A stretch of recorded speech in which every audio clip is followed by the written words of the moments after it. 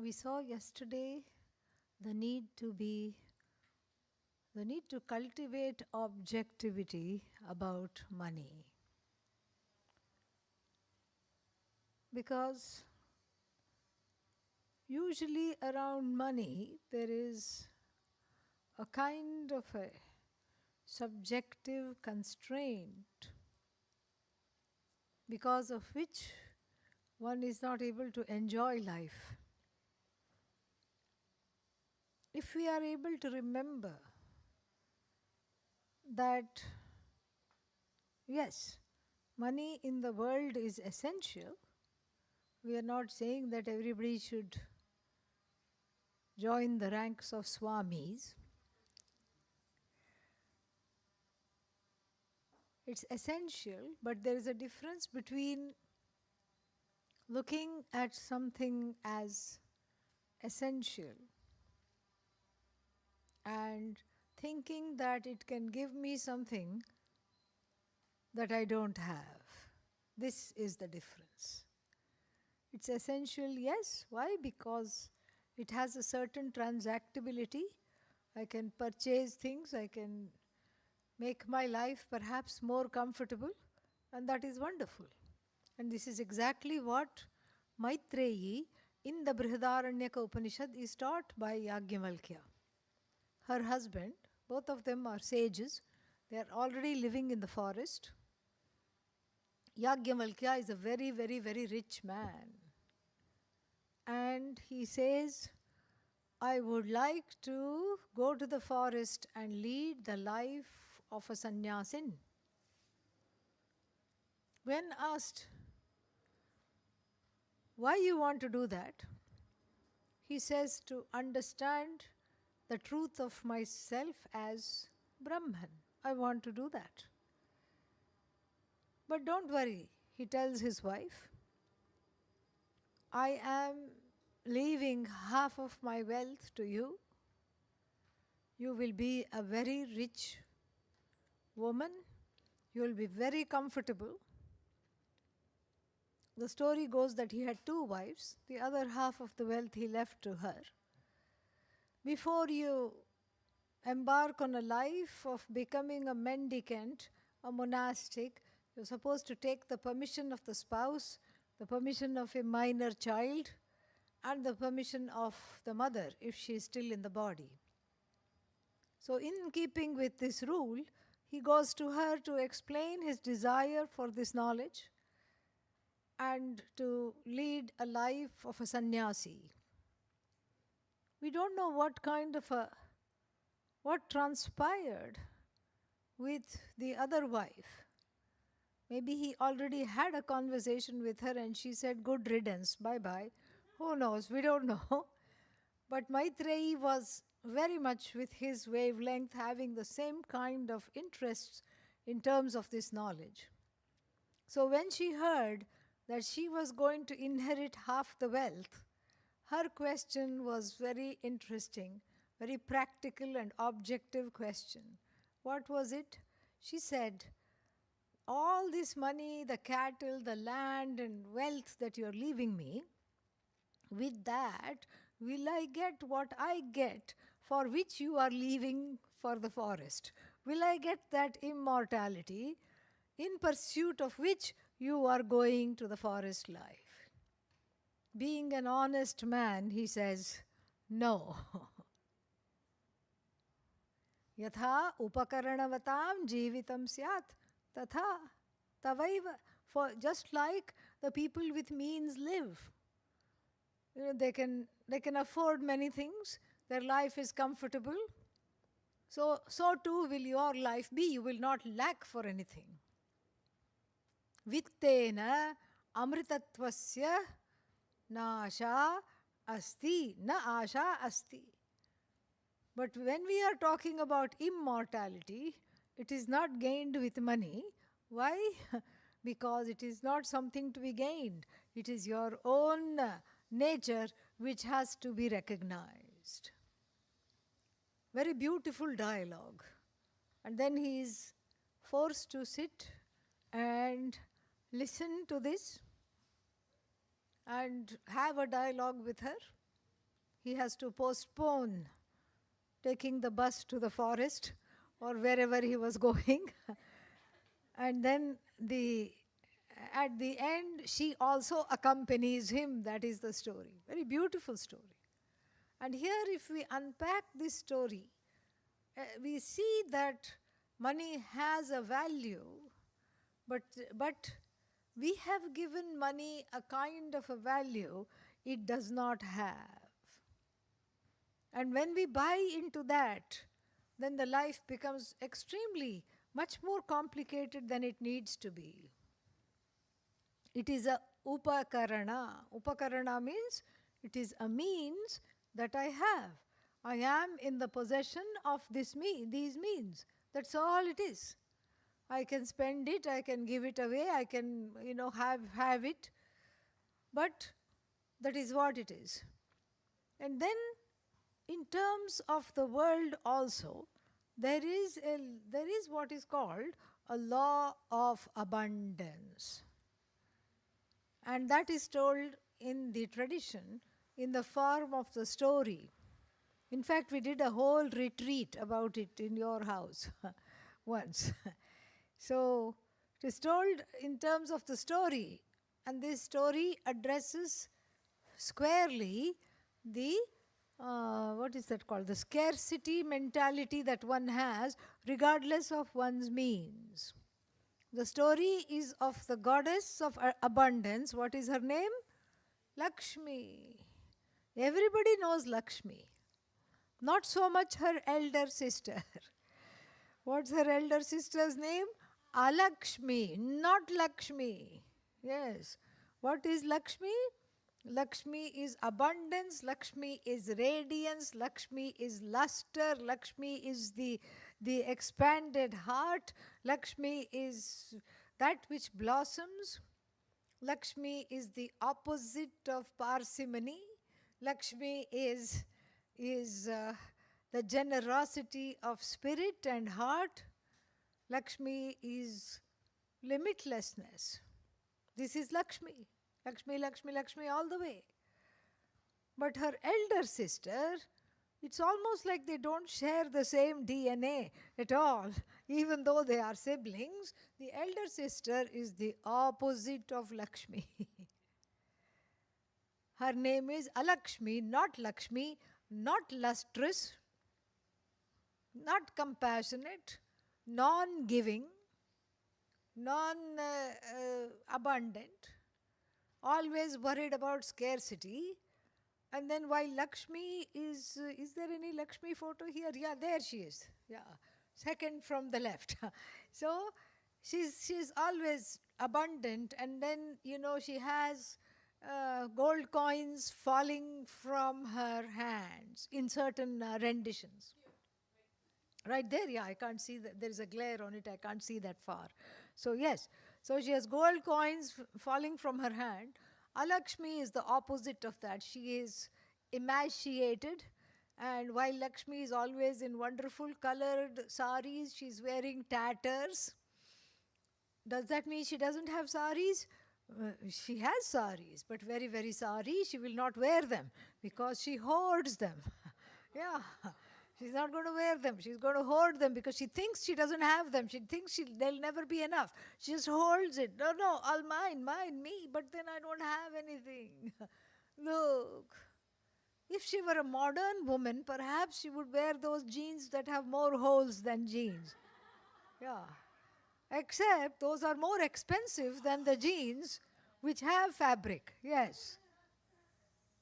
It's every parent's nightmare, okay? And that's why they are called distressed jeans. Because it's not the jeans that are distressed, it's the parents that are distressed when the teenager opts for these kinds of jeans.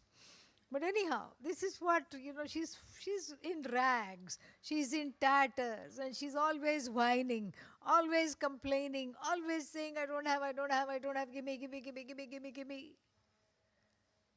And she casts herself as a victim. And so on the Lakshmi festival day, which happens after the festival of lights, we have a nice prayer which says, Lakshmi, You are welcome. In fact, I will make your footprints throughout the house. So we make little footprints in wet, what is that called? Rice flour. Little Lakshmi footprints. But we tell her, please do not bring your sister along. No RSVP for this party. She is not going to enter my house. Lakshmi, you are welcome. Lakshmi, stay outside. This could just be a children's story from the Puranas, but really it is rife with a lot of symbolism that we can understand, we can assess, we can address. Very beautiful. It's like how to keep the scarcity mentality which Alakshmi symbolizes at the door. How to do that? By inviting Lakshmi in the home, in the heart. What does it mean to invite Lakshmi in the home, in the heart? We have to understand her nature. She gets claustrophobic very easily. She doesn't like to be in bank lockers and in cupboards. She likes to have free and open. And she's a social butterfly. She likes to visit many people and have tea with them. If you make the mistake of thinking she belongs to you, poof, she will go. Because she doesn't like to be held.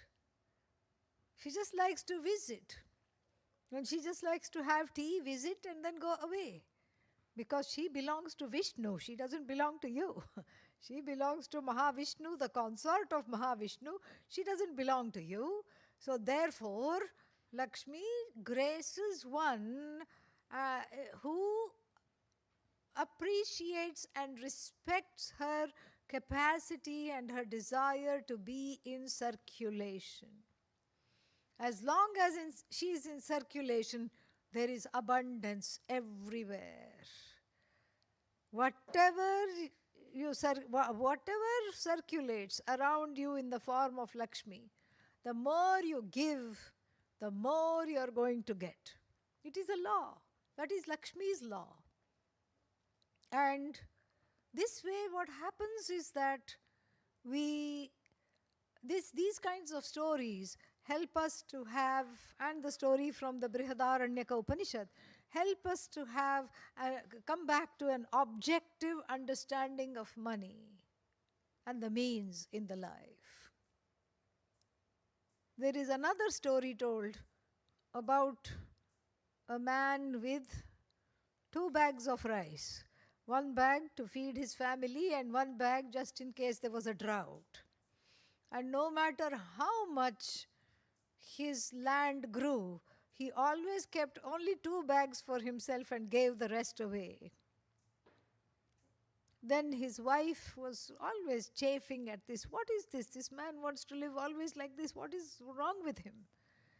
And so when he had gone out of town during the harvest season and the harvested rice came to the house, she just kept 2 bags where he usually keeps and then kept 6 more bags in the basement without telling him. She said, I'm going to sell it, I'm going to have it, this is for our children. He can't say anything. And then he comes back from wherever he had gone, and then he never goes into the basement, but he happened to go into the basement, and then he scolds her. He says, we don't do this. What are these 6 bags doing? Give it away. No, I'm not going to give it away. For the first time in my married life, I've had my way, and I'm not about to listen to you. He knows when he has lost an argument, he just says, okay, fine. And then what happens? The next night there is a lot of scurrying sounds, little feet. The pitter-patter of little feet belonging to mice and rats. And then what do they end up with? 2 bags of rice. And the moral of this story is you will have what you are meant to have. Nothing can take away that. Because you are not in charge of Lakshmi. In fact, Lakshmi is in charge of you. You are not in charge of Lakshmi at all. Lakshmi is in charge of you, And you can't really tell her where to stay. You can't say, sit in this locker and I'm going to lock you up. She's gone even before you locked up. That's how she is. So respecting Lakshmi means keeping her in circulation. And when you keep her in circulation, she feels safe. She doesn't feel claustrophobic. She comes back to visit again and again and again. Yeah, all this is very nice, wonderful, altruistic stories, but how much to give? Somebody asked my teacher this. Swamiji, how much should I give? When do I know I have given enough? The answer to that, he said, you have to give until it pinches. If it does not pinch, if it does not hurt, you have not given enough. As soon as you give, you have to have the feeling, oh no, am I going to be okay? Oh, ow! Yeah, that ow is the growth spurt. Yes. You have already grown. Why? Because now you are able to give more than you thought you could. So that is the growth spurt. And when I'm able to just do this to that ow, that hurt inside, like it's okay. You're going to be okay, because what is that hurt? What is that pain? That's not you, that is that small child. Little baby Alakshmi sitting in the heart in the form of the deprived one when it was small. That's where from the insecurity has come. That's where from all this fear, the anxiety surrounding money has come. Actually, the anxiety does not surround money. The anxiety is free floating and it catches hold of money because it sees other people also catching hold of money. So it says, I'm also going to do that. That's what it just copies. It mimics the society. So there is a collective fear about not having enough Lakshmi. But if Lakshmi is limitless, there need not be a collective fear. And in fact, that is what the prayer should be.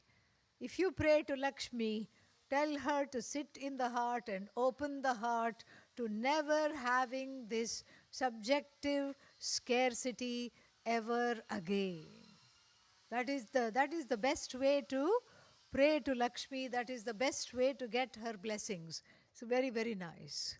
So the next verse, we'll have to scroll it up. So we see verse number 3. Up, yeah. Yeah, little further up. Yeah, there we go. Nalini dalagata jalamati taralam tadvajivitam atishaya chapalam. Nalini dalagata jalamati taralam tadvajivitam atishaya chapalam vidhe vyadhyabhimanagrastam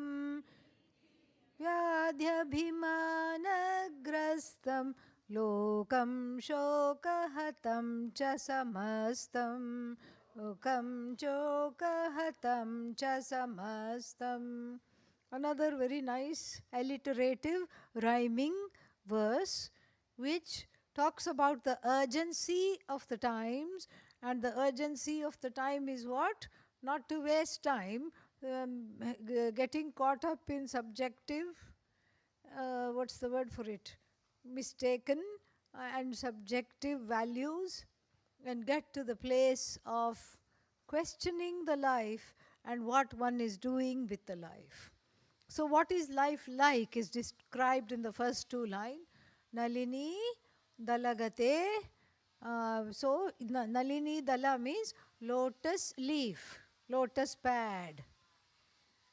So when you see the lotus pad, the lily pad, then if you put a drop of water on it, what happens? It does not get absorbed, because the lotus petal as well as the lotus leaf has some kind of small hairs on them which repels water, which repels water. And so what happens is that it is there completely. It is, you see the dewdrop quivering on the leaf. It looks very beautiful, like a little diamond. When the sun shines, it's like a little diamond on the lily pad. So the lotus pad, lily pad, same difference. It has a certain kind of ability to repel the water.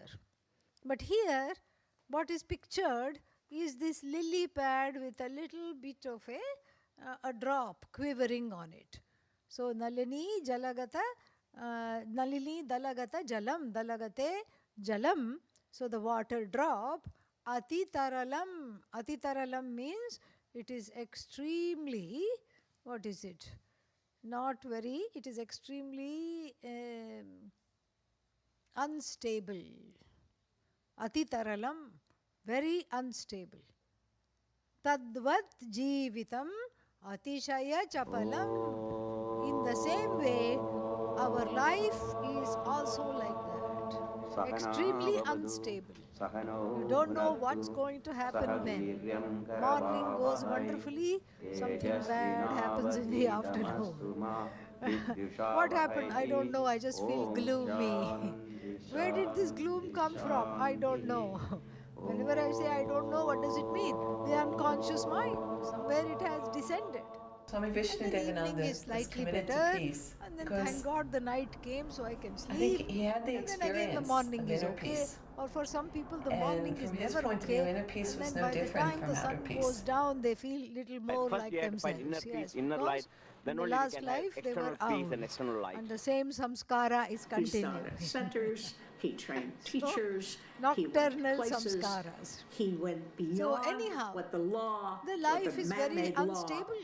It changes states from about morning that. to evening to afternoon Boundaries to about it's that. We all extremely think that. fragile. We think that the And birds can it fly, keeps why can't we? changing from minute to minute to minute. Even if you look at the mood, it's just like that. I don't mean the grammar, Extraordinary tenses man, and moods. It's and the heart filled with love human for all being humanity. feeling tensed and moody. That is what we are looking at. And so that is what is Atishaya Chapalam. Never the same, never predictable. So then the third line says, Vidhi, please know. What is there to know? This life is Vyadhigrastam. Vyadhigrastam means full of calamities of various kinds, sickness, illnesses, etc.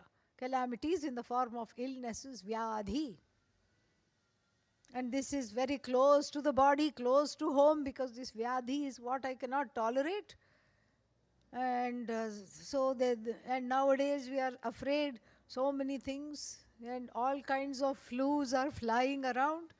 Yeah, flu is past tense, it's still flying. It's not, yeah, flu means already gone. It's still flying around. So many varieties. We have Karuna virus. Yeah, it made us all study Vedanta. You see, that's why I call it Karuna virus. Karuna means compassion. Yes. It made everybody. Till then, people thought the word Zoom was something that's used in comics. But now we know. Now we know. It is something to study. And then all kinds of gurus of all kinds of lineages started to come into our living rooms and give discourses. We didn't have to go anywhere. Study from home, not just work from home, study from home. Because you couldn't go anywhere. So we had that kind of a lockdown, and then because of the presence of this online gurus, it was a lockdown all right, but it was not a breakdown, thank God. and then we have, what else do we have? We have so many other things lined up. They are all in a row, waiting. There is some other strain, and these are all called strains because they cause strain in the mind and in the heart. They strain the heart. So then there is, what is that? Bird flu, which has now jumped to human beings. And so, like all these things are there, plus new diseases are there, new syndromes are there. We don't know what is lying in store. And even if you do the, what is that? DNA test, because I want to know all the diseases I will get when I'm 70 or 80. People do this to find out what all I'm going to get. Whether you get them or not, what you will not get is sleep after getting the results. Okay? The one thing you won't get is sleep because you'll be worried. Oh, I have this gene, will I have dementia? I have that gene, will I get cancer? I have this gene, I have that gene, like this. So many worries are there. This is also a gift from Bhagavan, the ability to do DNA testing. It's amazing. It was not there some decades ago. Now you can sort of see. You can write your diet, you can write your lifestyle, and you can do many things to prevent many things. You can do so many things. But still, whether it will come or not, only the Lord knows. Nobody else. God knows, Goddess knows. Nobody else knows.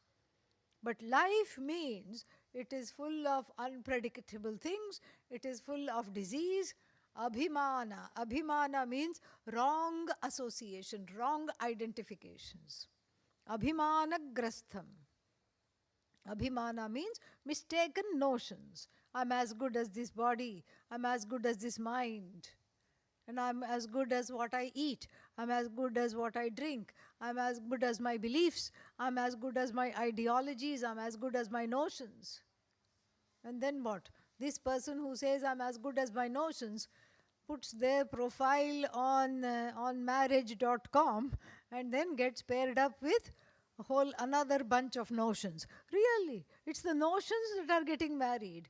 It's the likes and dislikes that are getting married, not the people. That's why it doesn't last.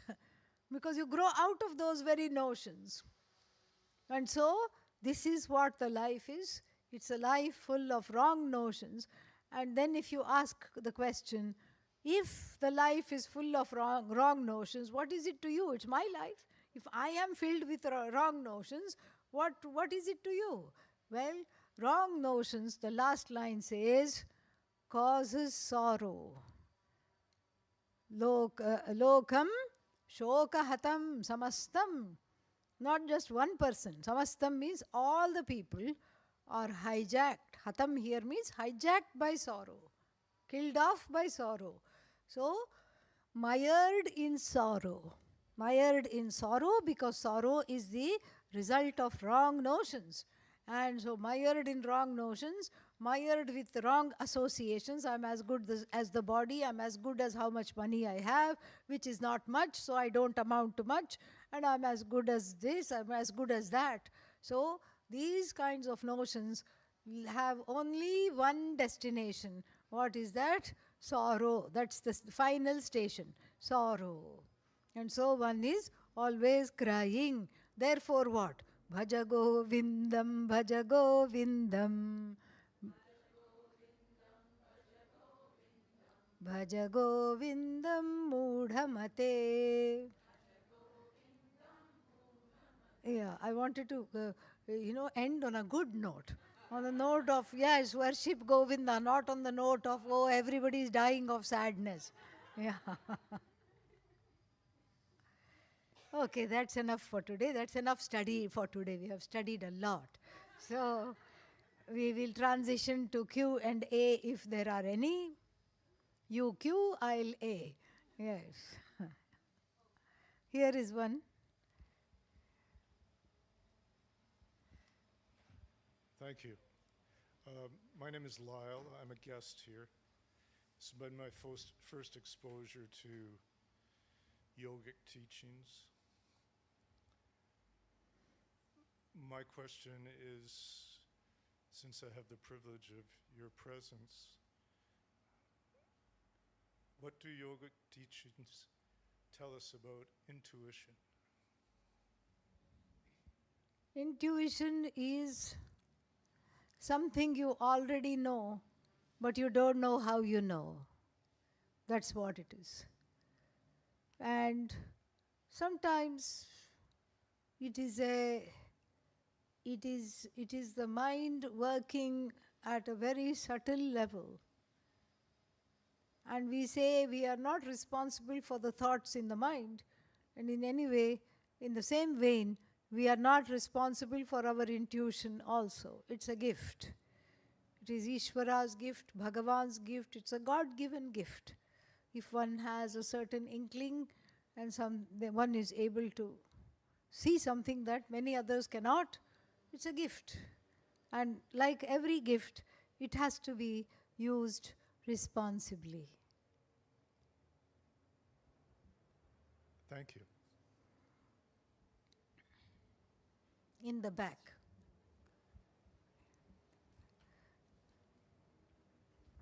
Thank you.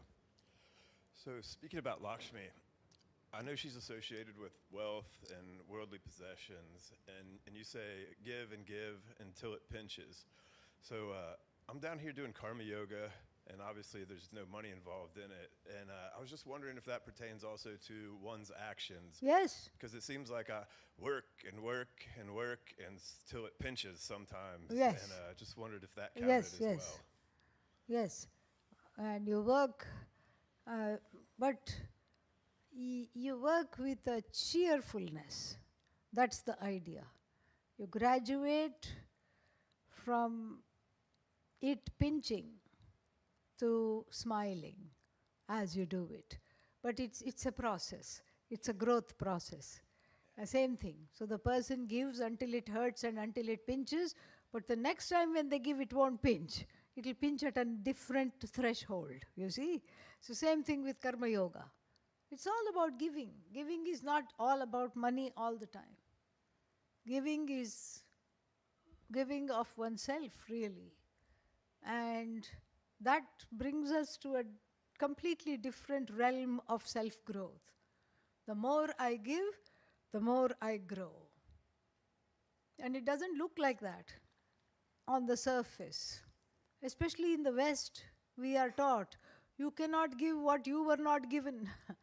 And if you were not given love, and you were not given attention, you were not given all these things, if nobody worked for you, then you can't work and you can't give love and you can't give people attention. But often it is through that very giving that the heart opens.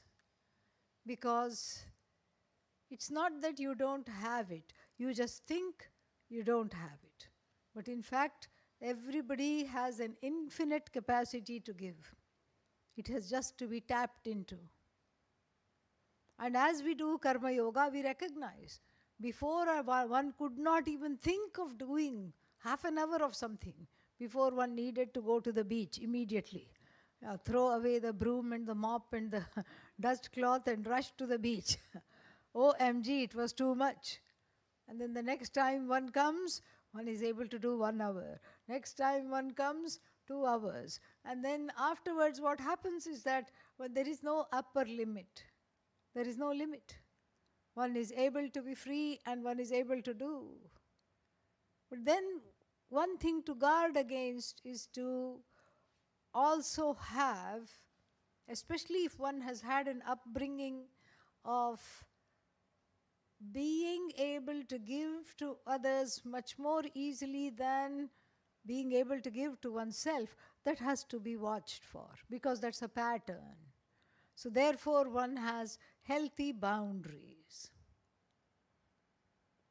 Most of the time, in order to grow emotionally, you have to learn to say yes to people, yes to life, yes to when somebody asks something of you. In a few occasions, self-growth and emotional maturity happens when you learn to say no. Yeah.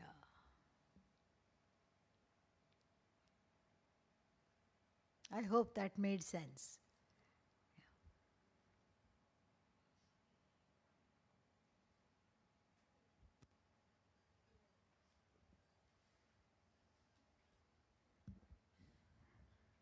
Hi.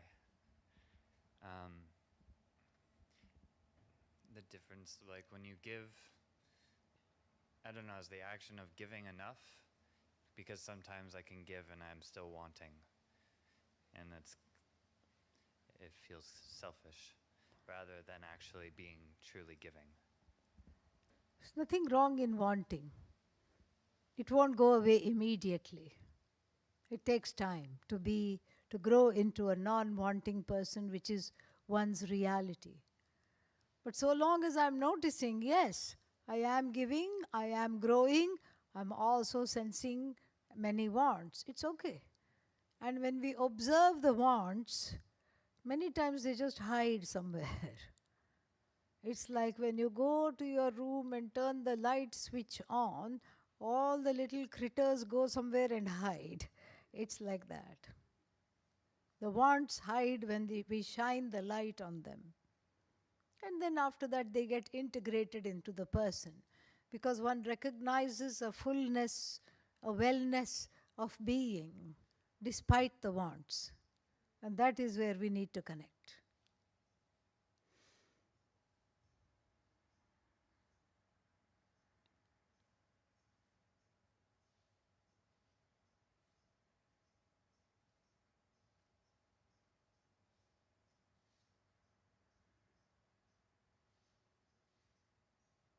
Did you have a follow-up?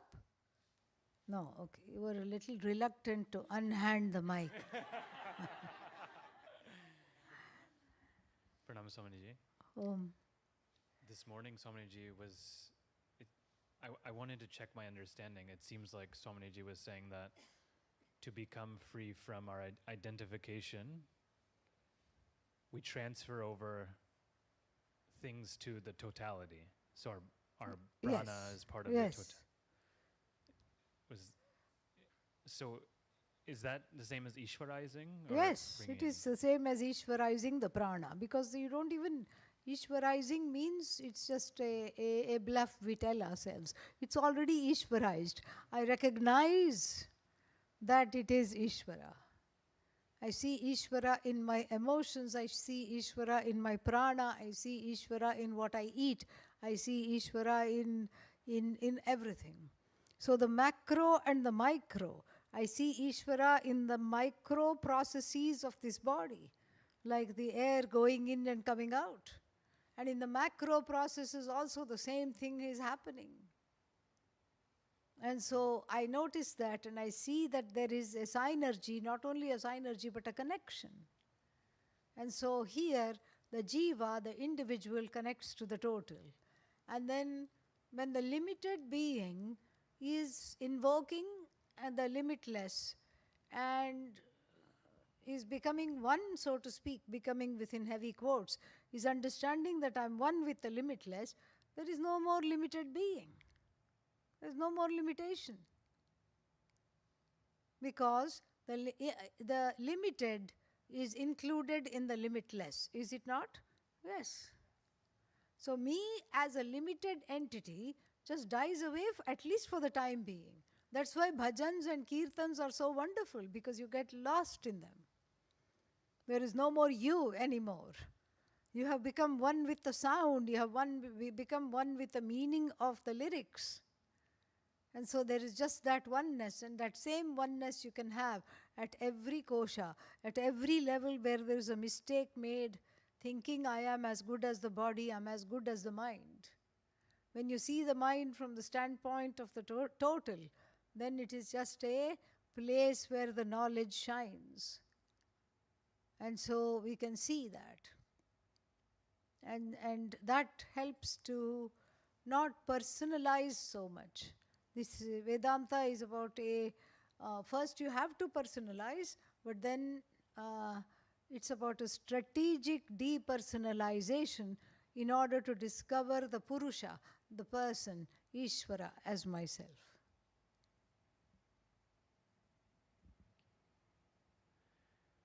Also, just a quick question. We skipped verse 3. Is that purposeful, Swamiji?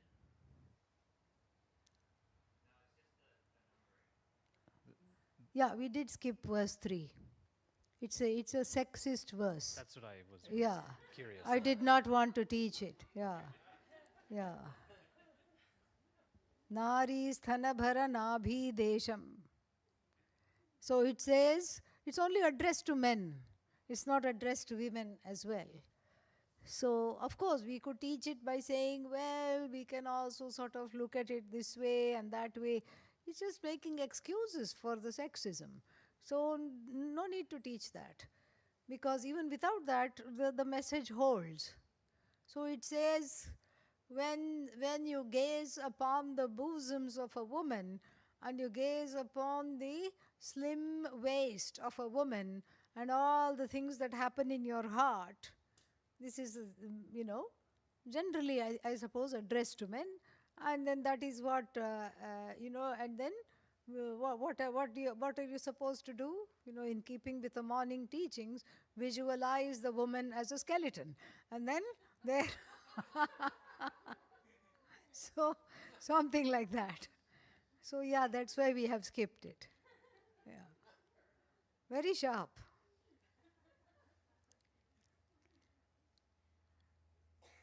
They wrote in ancient times. It was for men, by men, and that's how it was in those days. Yeah. We don't have to reproduce that.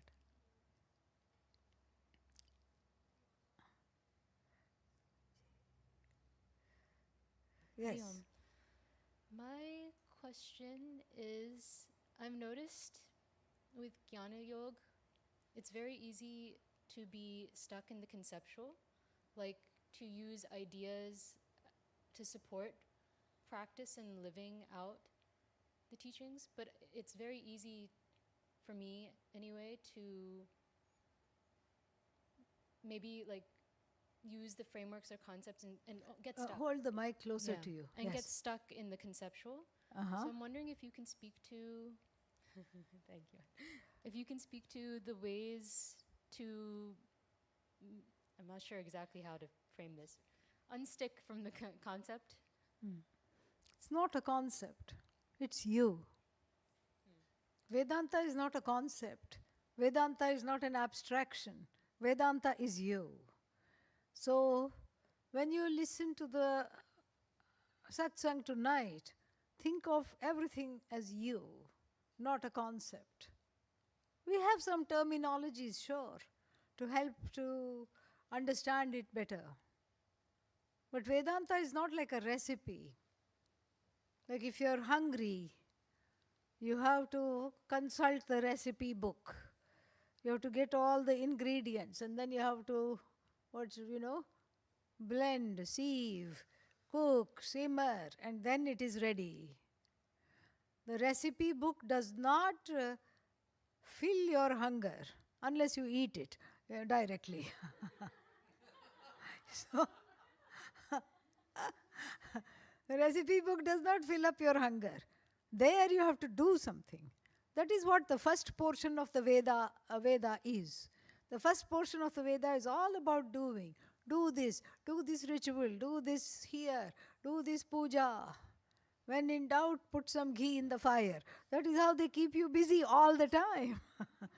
Yes, even in the night, the person is going like this, putting ghee into the fire.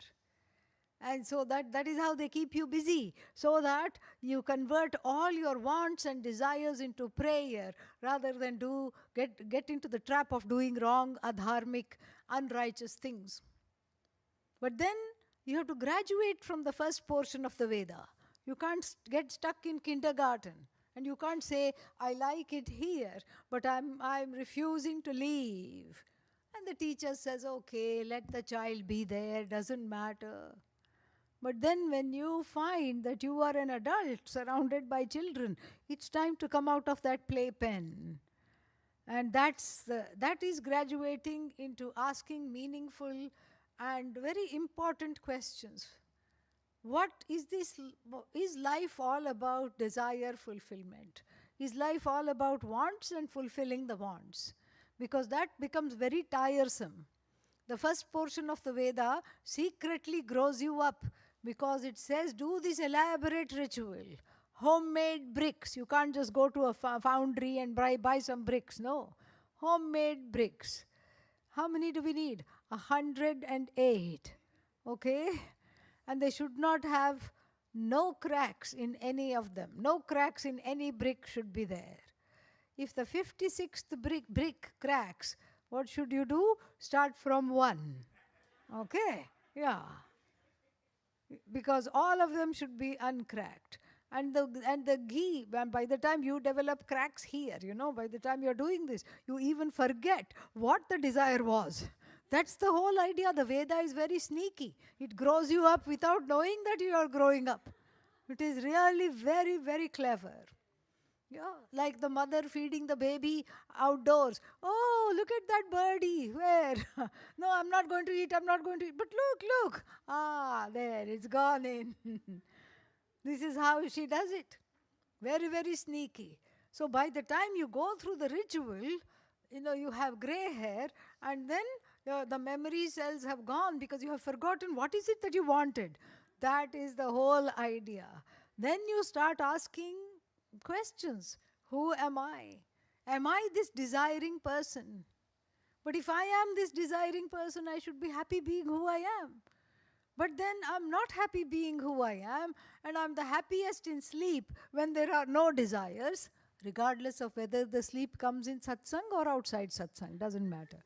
I'm the happiest in sleep, and so that what does this mean? In sleep, I'm a non-desiring person, so is my reality, can it be possible that my reality is a non-wanting, contented, objective, non-demanding, and compassionate person? Could this be my reality? These are the questions then we grow up to asking, and then when the answer comes in the form of Vedanta, it is no longer a recipe book. Before it was, you want money? Do 108 bricks please, now, chop. And then you want something else? This kind of a puja which takes 21 days. Why should it take 21 days? Because that's how it is. And so this is different. The first portion of the Veda is indeed a recipe book of all kinds of want-fulfilling treatises, and then these are recipes for fulfilling wants in a dharmic, righteous way. The second part of the Veda, that's why we call Vedanta end of the Veda. Even though the Veda is a whole book, we have a funny way of referring to it. We say the book and the last chapter. Who talks like that? Unless you're crazy. If it's the same book, nobody says the book plus the last chapter. Here the last chapter has nothing to do with the book at all. That's why we are justified in saying the book plus the last chapter. Very interesting. And so then what happens is that we have the last chapter, which basically cancels out everything that was taught before. You are a non-desiring person. It's not a concept, it's a fact, it's you. It's not something to practice because you already are a non-desiring person. Like the example of the glasses on the head. I'm already the possessor of the glasses. I don't have to manufacture the glasses. Therefore, it's not a recipe book. It's a book about you. It's a book that's telling the truth, a glaring truth that escapes one, because sometimes the most obvious thing escapes. One doesn't understand. Like the Sherlock Holmes and Watson story. Sherlock and Watson went camping, and Watson was a very heavy sleeper. And then at 2 o'clock in the morning, he felt his shoulder being shaken by his wonderful doctor, Dr. Watson was woken up by the wonderful Sherlock Holmes. Watson, wake up. What? What do you see? And he says, he's very brainy, and he says, horologically speaking, the ascendant is in Leo. And meteorologically speaking, tomorrow there is a 10% chance of rain. And the North Star is way over on that side, which means that we are facing somewhere to the west.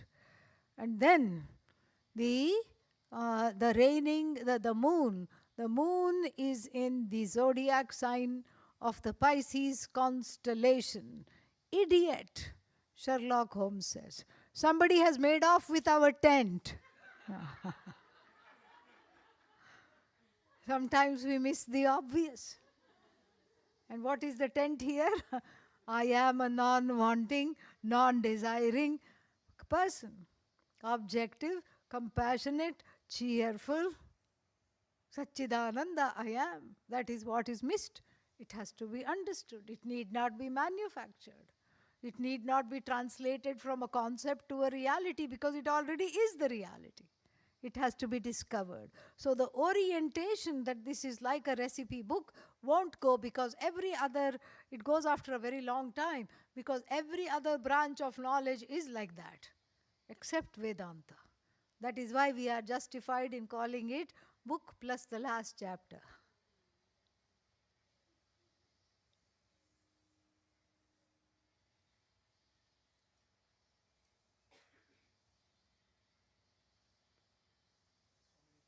Yes.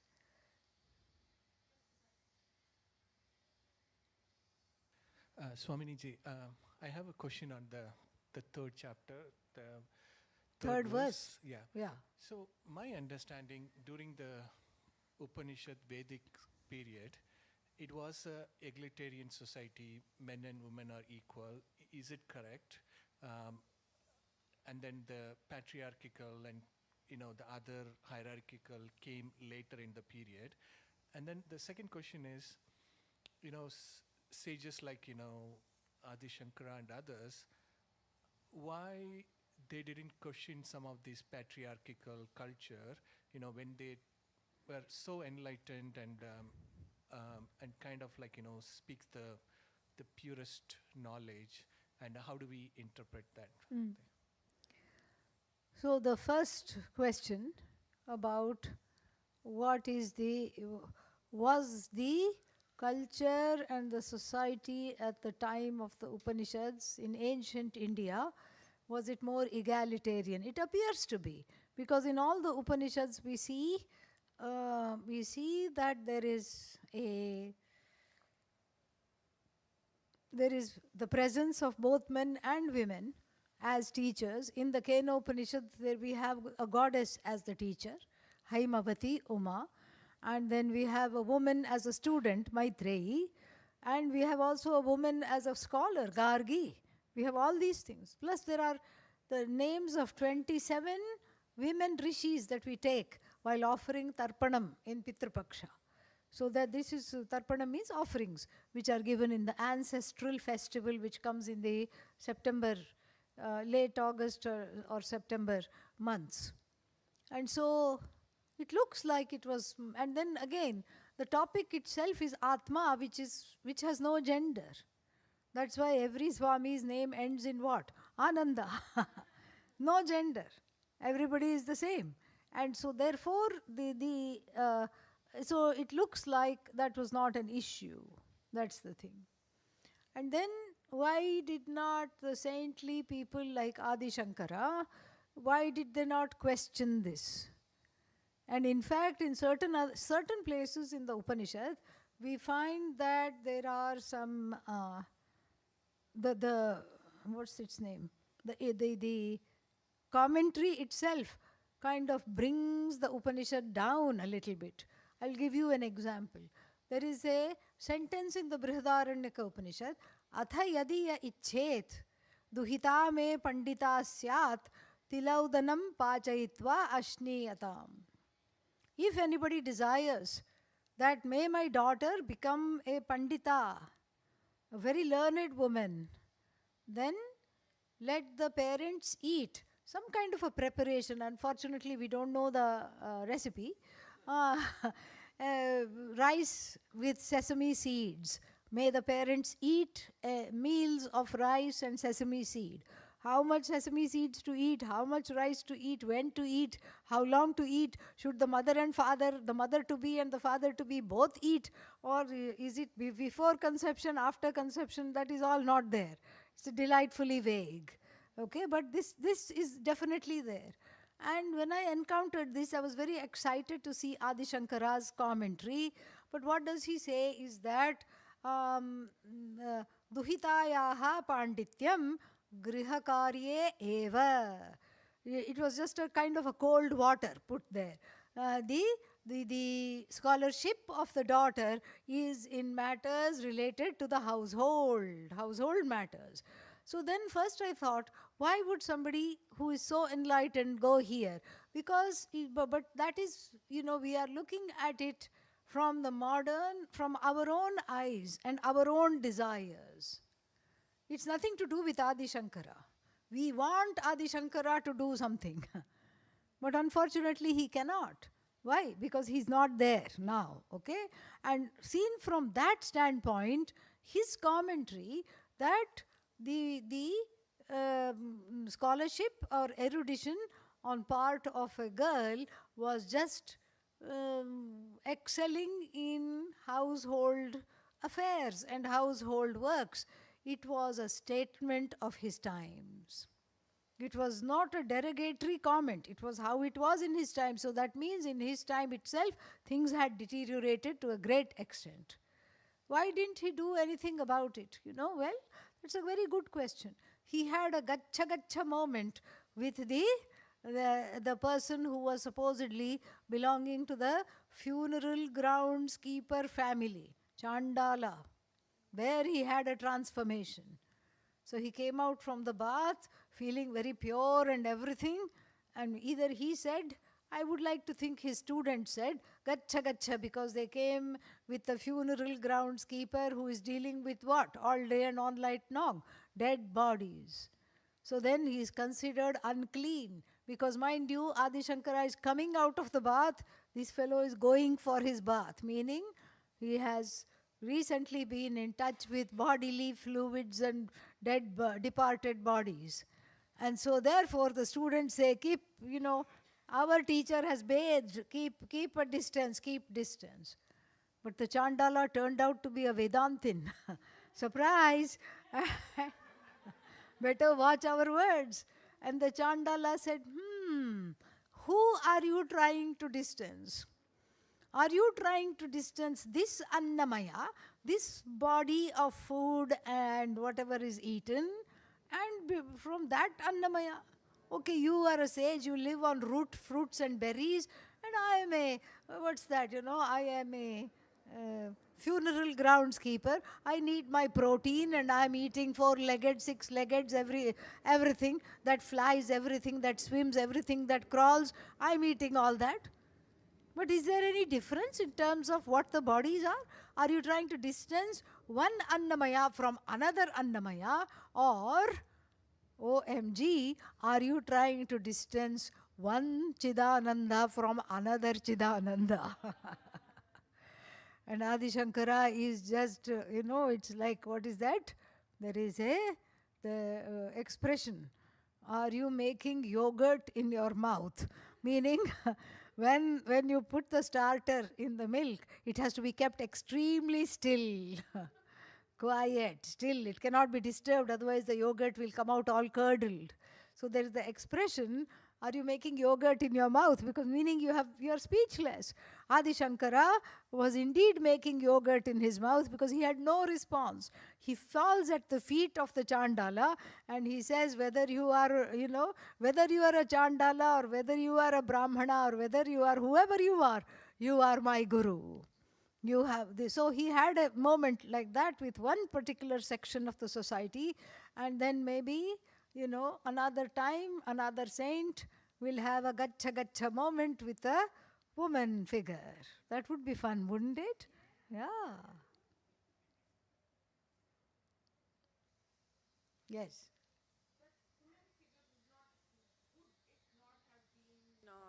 The Mandana Mishra. Yeah, Ubhaya Bharati. Yeah, Ubhaya Bharati, but then it wasn't taken seriously. It wasn't enough. There was indeed one such intervention. He goes to argue. He has these scholarly arguments. That's what they did because they did not have cable TV. So they would have philosophical arguments that were set up. And so then he goes to this person who was a great Vaidika but stuck in the first portion of the Veda. It's like a babe, it's like an adult, sucking on a pacifier. That's what it looks like. An adult, engaged in childish works is the person who is stuck in the first portion of the Veda, thinking that the preparation is the destination. And so Adi Shankara goes to defeat him in the argument, and then the one who is adjudicating the argument is his wife, because she is very, very scholarly. And then she says, look, I think she secretly wants Adi Shankara to win, but then she can't say that because the other one, the opponent, is her own husband. She says, I have a conflict of interest here, so therefore I'm not going to adjudicate. She blesses two malas, and then she puts them on Adi Shankara and her husband and says, whichever mala dries up fast, he is the loser. He is the one who's losing the debate. But a very ingenious thing, because you see, the one who gets all heated up in argument, and then next to the skin with all the sweat and the heating up, of course that mala is going to wilt faster. Those flowers are going to wilt faster. And that's what happened to Mandana Mishra. Adi Shankara kept his cool and answered all the questions. Mandana Mishra was getting really upset because the rules of engagement was such that if you lose the debate, you know what happens? You have to become the other person's student. That's why he was getting all hot and bothered. And Ubhaya Bharati said, you are losing. Look, the flowers are wilting, withering, and dropping off from the garland. You have lost, my dear sir. And so he has to admit defeat. And Adi Shankara says, okay, Tata, I have gained all your cattle. I have gained you as a disciple. I'm off. She says, wait a minute. What do you mean you're off? I'm married to him. You haven't defeated me. Let's have another debate. Adi Shankara is very clever because he knows everything. He doesn't know only one thing, which a monastic person leading a monastic life, a celibate monastic life, would not know. So he knows what she's going to question him about. And he says, I'll take a rain check. I need some time to prepare. And the story goes, very, very fascinating story. Story goes that, there is a king who had a harem of 365 wives, one for each day of the year. And then this fellow did not take care of his body. He would eat all the wrong things and whatnot. So he died. And his death procession was coming out. Seeing the dead body of the king, Shankara got an idea. With his siddhis, he did what is called Parakaya Pravesha. He decided to enter the body of the king and lead a lascivious life with all the harem, and then die again, and then come back as Adi Shankara. And so the debate had been postponed for this reason. And so then he told the student to keep his body in a cold storage. That time there was no ice, there were only icy caves. So his body was preserved in an icy cave, away from wild animals, and away from all kinds of maggots and everything. And a student kept watch over it. And Adi Shankara entered the body of the king. Oh, miracle, the king is alive. Many people were disappointed because he was not a very good king. So then Adi Shankara, in the king's body, enjoys the harem and is ready to debate Ubhaya Bharati. And yes, she wants him to win over her because she wants to be his disciple. There is a story in Shankara Vijaya. There is a book. We can read all these stories. And so she then defeats herself happily, and he says, okay, I'm going. And she says, well, you made my husband into a disciple. I need to be a disciple too. Adi Shankara smiles because women were not disciples. Women were not studying the Veda by that time. And so he just smiles and walks away, but she follows him and she cooks for him, the story goes. And then in their travels, they reach Kashmir. And then there he says, basically that this is your place and you are a goddess. And so there is a goddess temple there in Kashmir, somewhere there is. And then what is that? So she prepares herself to lead this life of a goddess and die to this particular body, mind, sense complex. So it is all very metaphorical, I suppose. And so she awakens to this reality of herself as an enlightened person. That's what it is. So, but it doesn't look like it was enough. It was more of an exception than the rule. Yeah.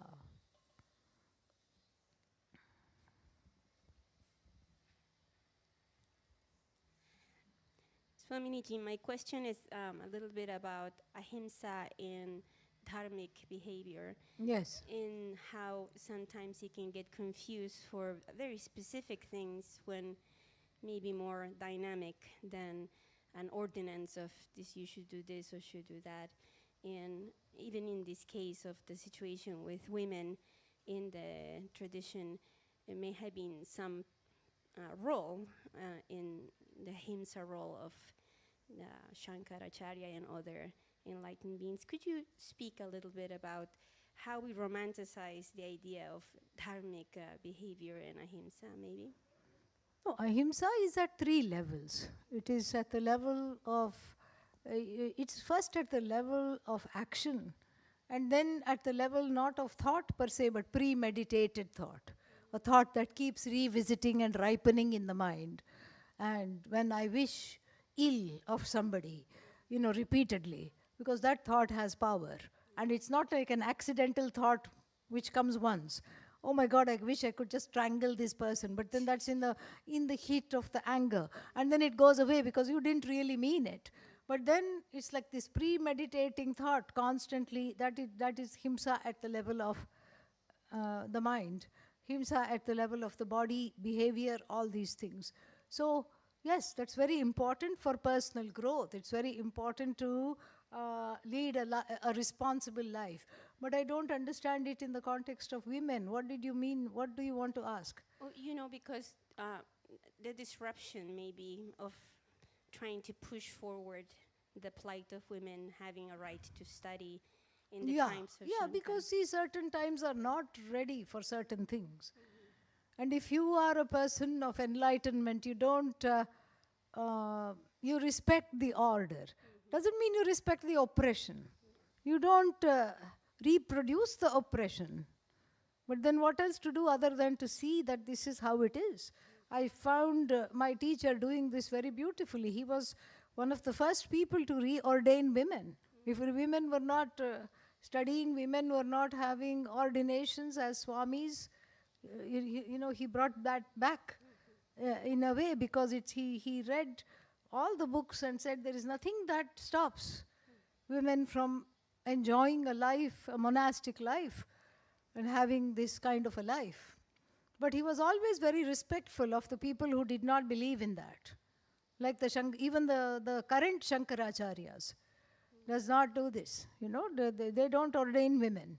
And so we are supposed to, after getting our ordination, go to the Shankaracharya in the Sringeri, the pontiff of Sringeri, and then offer our namaskars, because we belong to that particular house, lineage-wise.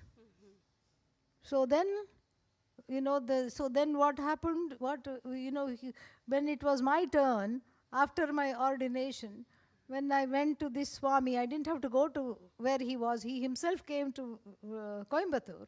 And so I was able to greet him right there.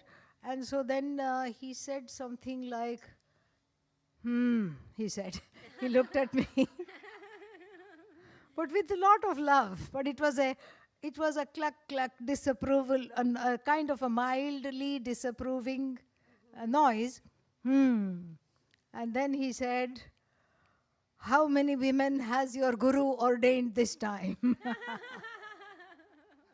I said 7. But he was very generous. He was very generous. He called for some special prasad. He called for some all kinds of things to be put in a basket and given to me. So he did the right things. He respected everything. Because he too knows that there is not this is just a kind of a man-made, literally, a rule. He knows that it does not have shastric backing. It has the shastric backing from the Dharma Shastras, which are again written by men, but it doesn't have the backing from the revealed scriptures. Yeah, so then, but he's a delightful speaker. He speaks very, very beautifully about another very beautiful thing in the Mahabharata, the Sulabha Janaka dialogue. You should hear him talk about it. And he just goes to a different level, and he's a wonderful speaker. He's a wonderful sadhu. I have all the respect for him. But in a way, there are rules, and they have been following these rules, and they think this is what we have to do.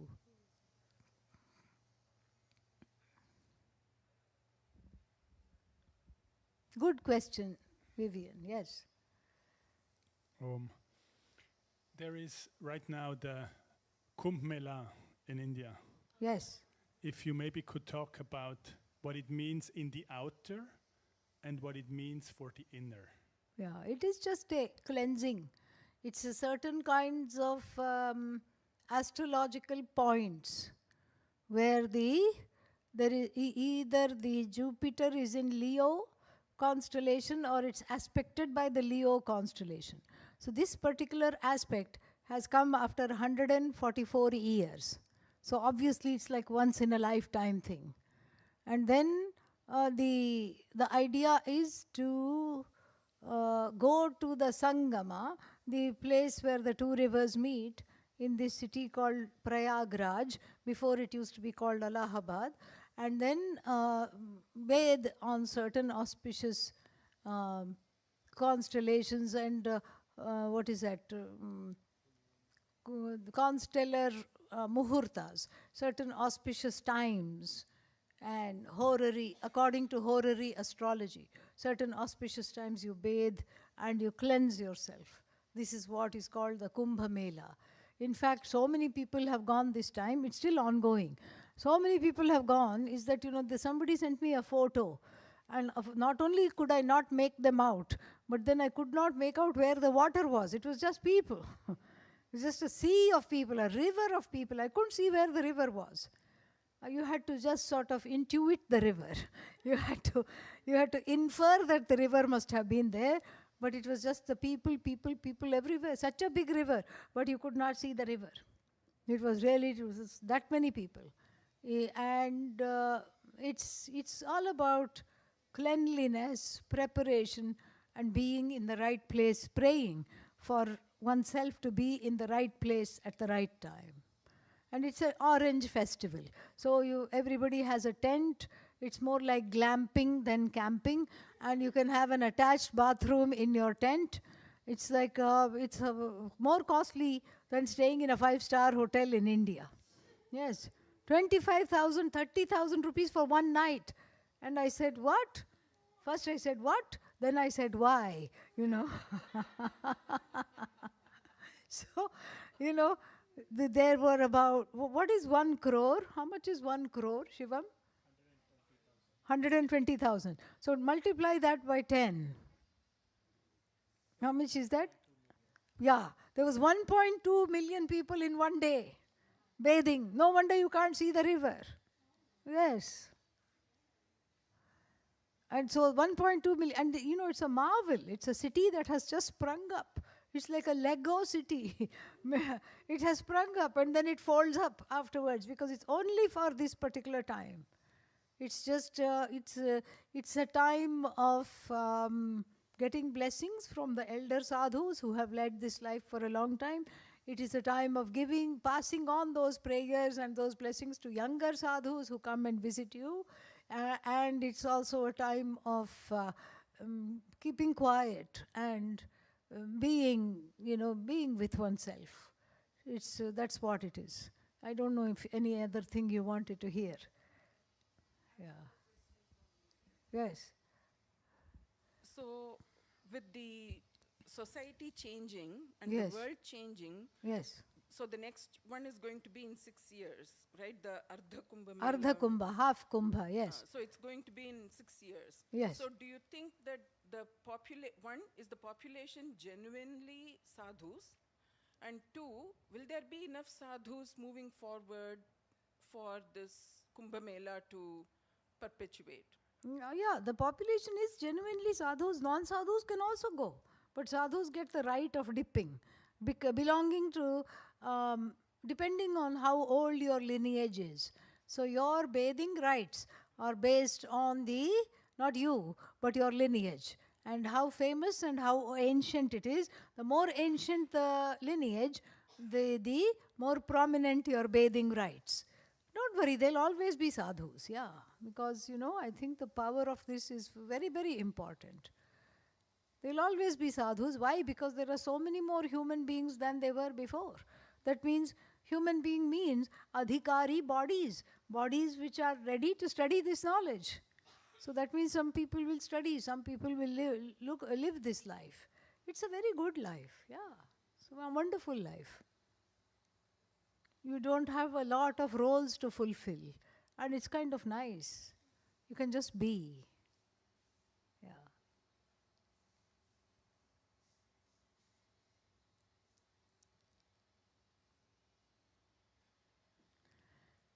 Okay. Any other questions? One more question? Yes.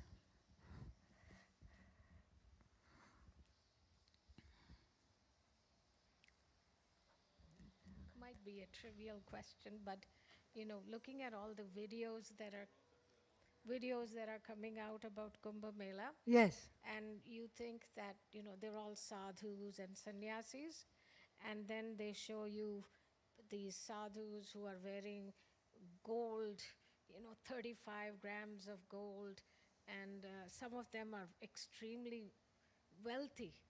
And they're coming in, speaking of Rolls, they're coming in Rolls Royces. And there are women who are sadhus, but they're all made up like Hollywood or Bollywood actresses, and everyone is carrying on about how beautiful they are. Is that, how do you account for that? Or Maybe they are not sadhus. They're really not, right? They may not be sadhus. They may be just wearing.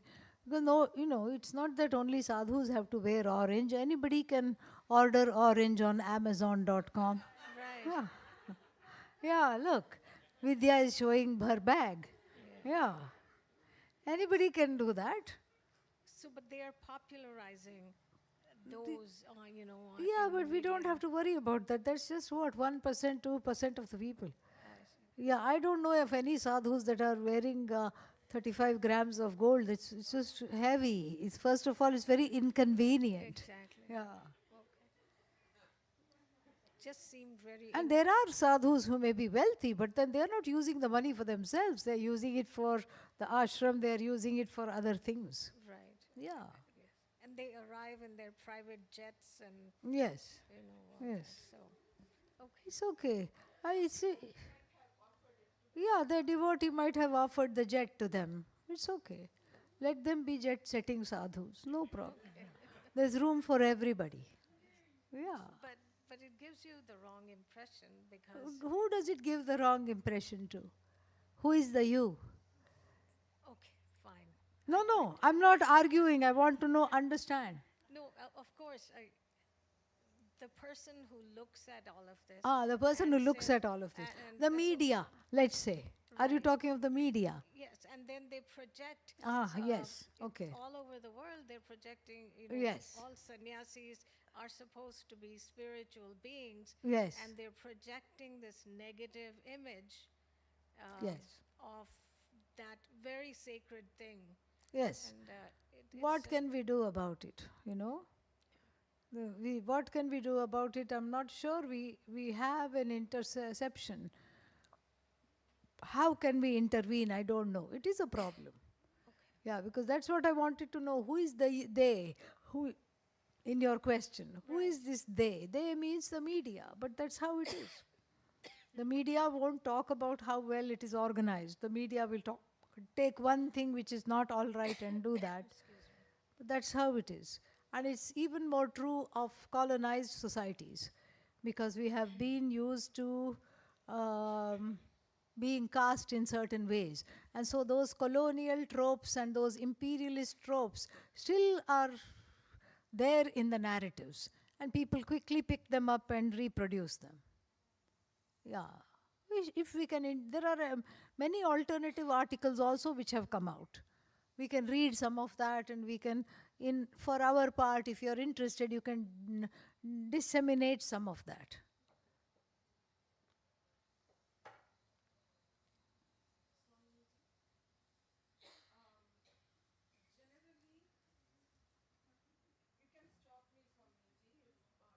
Tell. So generally, the Vedic tradition is associated with the Indus Valley, Harappan Civilization.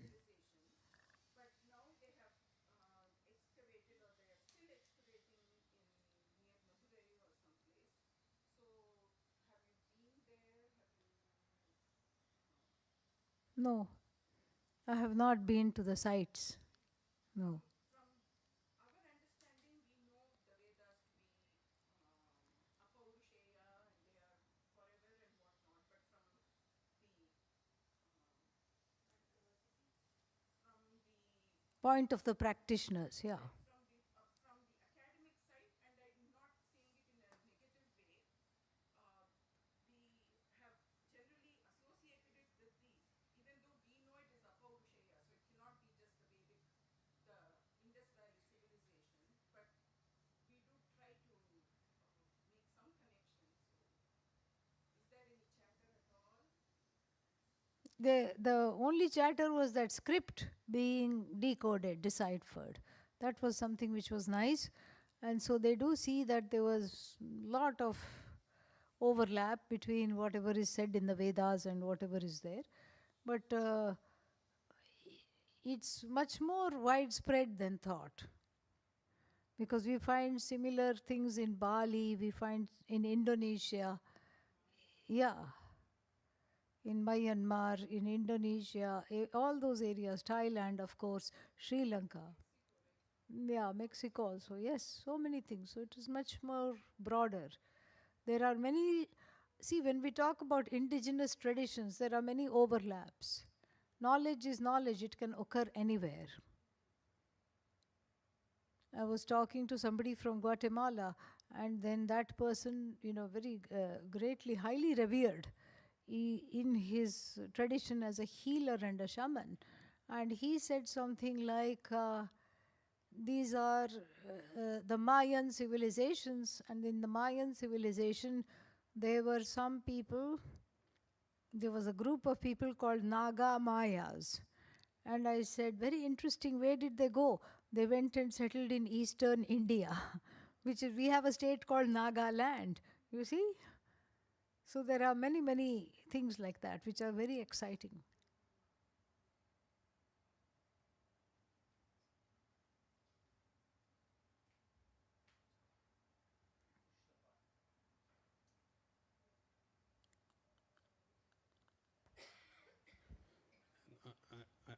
Yeah, I have only comment. So we have some candies.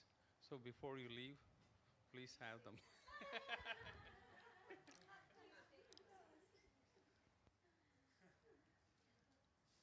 Candy Prasad.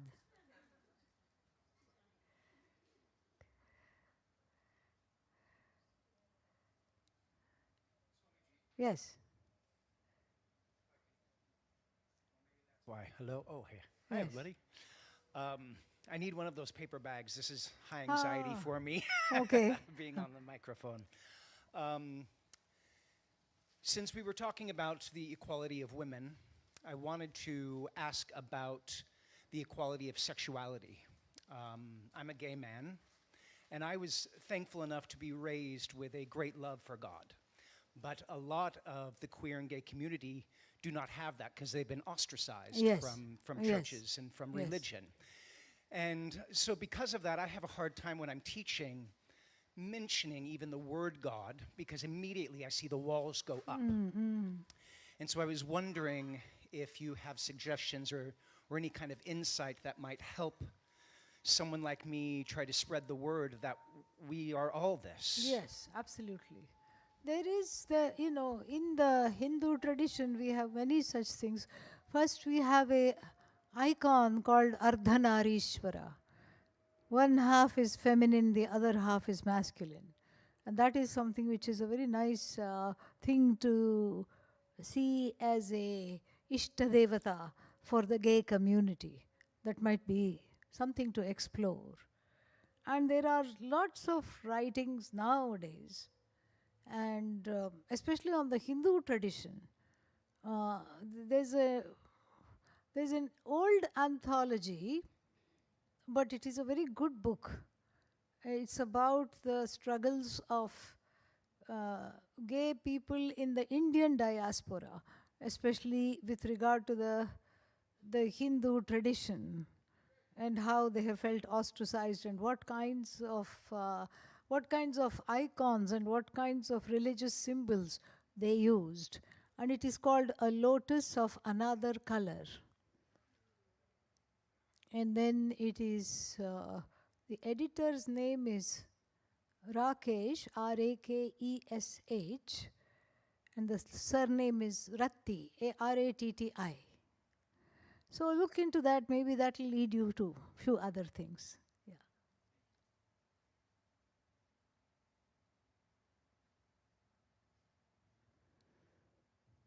Om Sarve Bhavantu Sukhinah, Sarve Santu Niramayaah, Sarve Bhadrani Pashyantu, Ma Kaschid Dukkha Bhag Bhavet, Asato Ma Sadgamaya, Tamaso Ma Jyotirgamaya, Mrityorma Amritangamaya. Om Purnamadav Purnamidam Purnat Purnamudachyate Purnasya Purnamadaya Purnamevavashishyate. Om Shanti Shanti Shanti. Harihi Om Shri Gurubhyo Namaha. Harihi Om. Thank you. We want to thank very much Swamini-ji. And we are looking forward for the continuation.